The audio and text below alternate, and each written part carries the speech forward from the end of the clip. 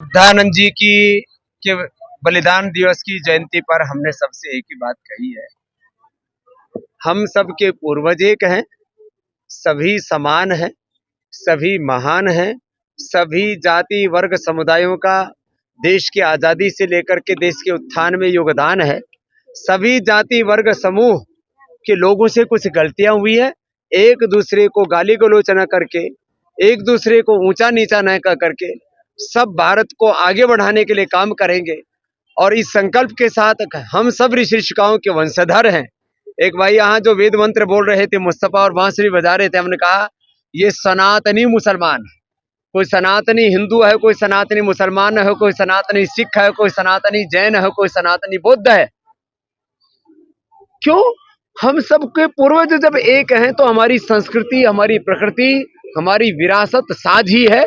और इस भाव चेतना के साथ ये देश आगे बढ़ेगा तो एक भारत और श्रेष्ठ भारत का जो सपना है प्रधानमंत्री जी का, वो भी पूरा होगा।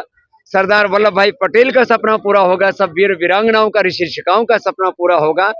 इसी संकल्प के साथ पूज्य स्वामी संपूर्णानंद जी ने जो 4 वेदों का महायज्ञ किया, और उसके जो सूत्रधार हैं हमारे सुधा जी, इनका भी संकल्प पूरा होगा। और आज जो हमने बात कही कि इस प्रदेश के यशस्वी मुख्यमंत्री श्री नायब सिंह सैनी जी सभी जाति वर्ग समुदायों को एक साथ लेकर के पूरे विनय और वीरता के साथ आगे बढ़ रहे हैं। इससे बड़ा कोई उदाहरण नहीं हो सकता। सबका साथ और सबका विकास जो मोदी जी का सपना था, उसकी पूर्ति हरियाणा में हो रही है। आज महर्षि दयानंद जिन्होंने कहा था वेदों की और लौटो बैक टू वेदाज, उनकी भी जयंती है। उनको प्रणाम करते हुए सूर्य नमस्कार से लेकर के 4 वेदों का यज्ञ किया, और वैदिक शिक्षा की प्रतिष्ठा पूरे देश में हो।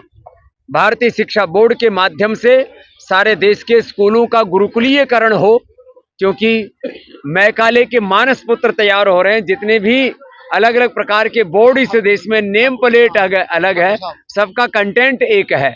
इसलिए ना तो हमें मदरसा बोर्ड चाहिए, ना हमें मैकाले बोर्ड चाहिए, हमें भारतीय शिक्षा बोर्ड इसलिए चाहिए क्योंकि उससे भारत का चरित्र निर्माण होगा, और चरित्र निर्माण से राष्ट्र निर्माण होगा।